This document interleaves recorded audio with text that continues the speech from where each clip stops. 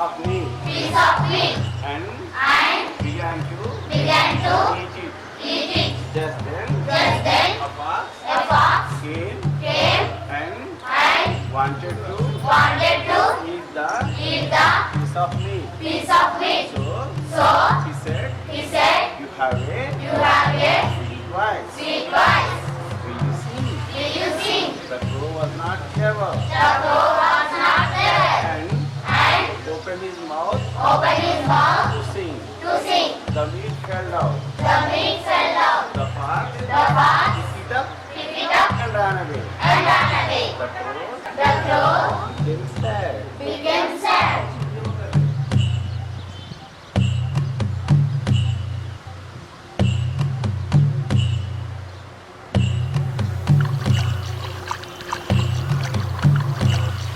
మేము దుఃఖంతో బాధపడుతున్నాము. మా నీళ్లు మాకు ఇవ్వకుండా వాళ్ళు చాలా తెలివిగా మా నీళ్లను తీసుకుపోయినారు. నల్గొండ జిల్లాలో దేశంలోనే అతిపెద్ద ప్రాజెక్టు మా జిల్లాలో ఉన్నది. కానీ మాకు ఫ్లోరైడ్ ప్రజలకు ఈ నీళ్లను తీసుకోలేని స్థితిలో మేము ఉన్నామంటే మీరు నమ్మగలరా? మా నీళ్లను మాకు ఇవ్వకుండా హైదరాబాదు ఫ్లోరైడ్ ఫ్రీ నీళ్ళని తీసుకెళ్ళి వాళ్ళు తాగుతున్నారు. మాకు ఫ్లోరైడ్ నీళ్ళని తాపుతున్నారు.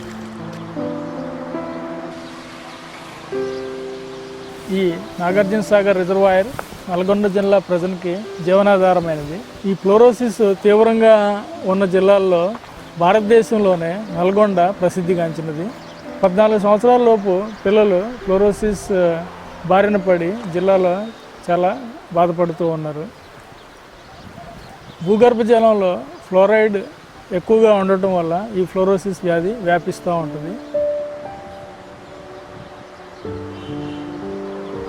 ఫ్లోరోసిస్ మహమ్మారి గత 70 సంవత్సరాలుగా నల్గొండ జిల్లాను పట్టి పీడిస్తున్నది. దాదాపుగా 10 లక్షల మంది పైగా ప్రజలు ఈ ఫ్లోరోసిస్ బాధిన పడి బాధపడుతూ ఉన్నారు.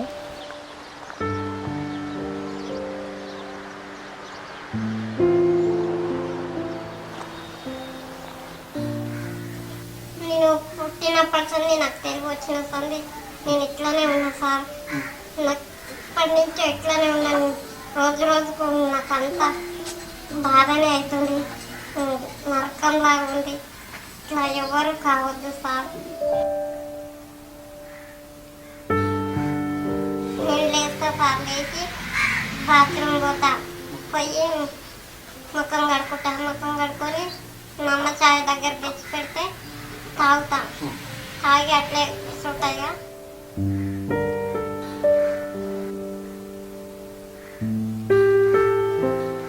మంచిగా ఉంటూ వాళ్ళు మంచిగా జాబులు వస్తే వాళ్ళకి చదువుకుంటారు, మంచిగా ఉంటారు. కానీ నాకు వాళ్ళలాగా నాకు ఉండాలనిపిస్తుంది. కానీ నేను ఉండలేకపోతున్నా.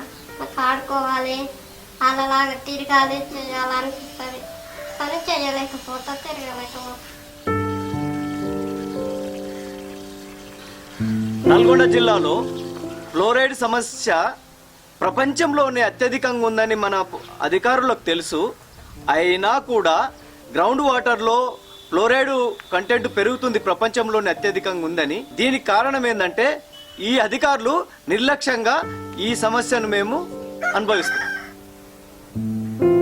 మరి నల్గొండ జిల్లాలో ఉన్న ప్రజలు ఏమి అన్యాయం చేసారు? వీళ్ళు ఏమన్నా సెకండ్ సిటిజన్సా? దీనికి అంతా మీదైతే మేము ఇది చేస్తున్నాము. మాకు ప్రింట్ మీడియా కానీ ఎలక్ట్రానిక్ మీడియా కానీ బాగా సపోర్ట్ చేసినాయి. 2001లో తెలంగాణ రాష్ట్ర సమితి ఉద్యమం స్టార్ట్ అయింది. అదే సంవత్సరం ఫ్లోరోసిస్ విముక్తి పోరాట సమితి ఉద్యమం కూడా అయింది.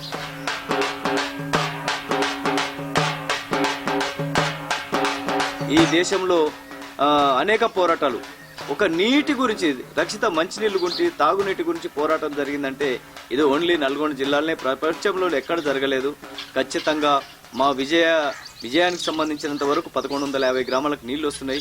మరే ఒక 1974 జీవో ఒకటి తీశారు.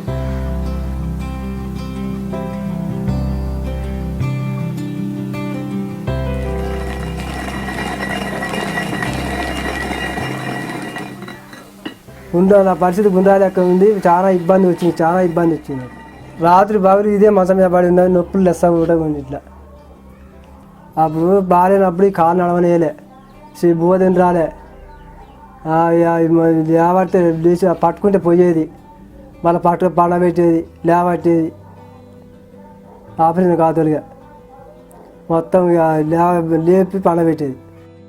ఆపరేషన్ చేసుకున్నాక నా పానం మంచిగా ఉంది, ఆరోగ్యం మంచిగా అయింది.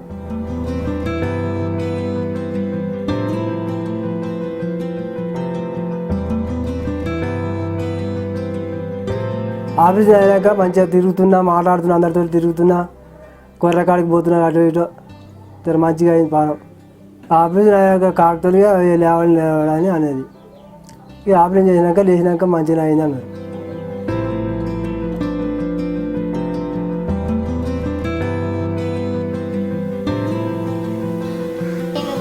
ఉదయభానక్క గురుడపడి ఉంటాను.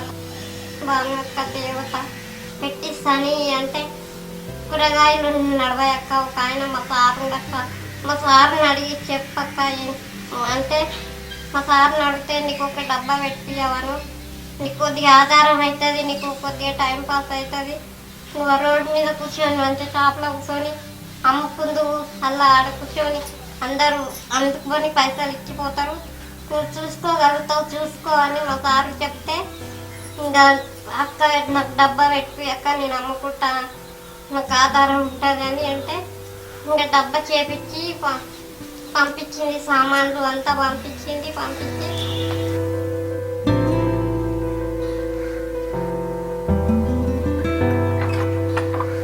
డెంటల్ ఫ్లోరోసిస్ ఉన్నారు.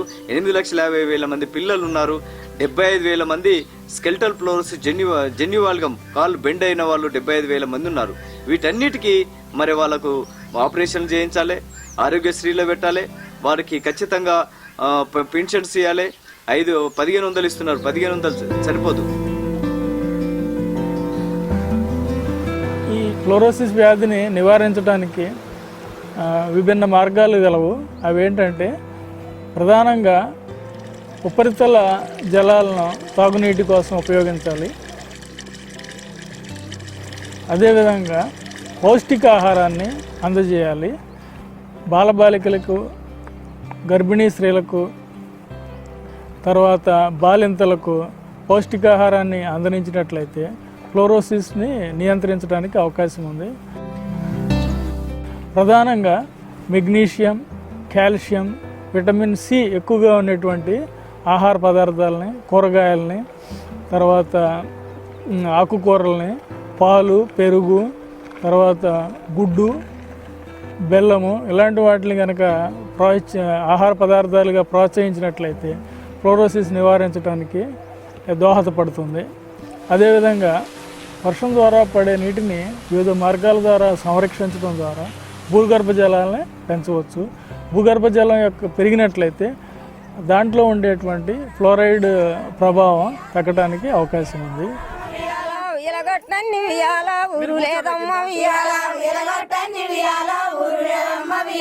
దొగలవాడన్ని వియాలో వాడలేదమ్మ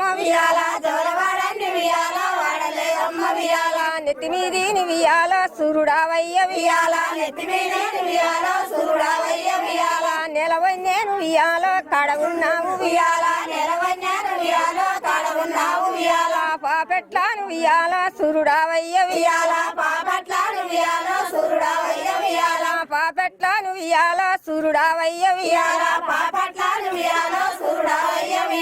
పదము సెలవయ్య వియాలో పర్వతల మల్లు వియాల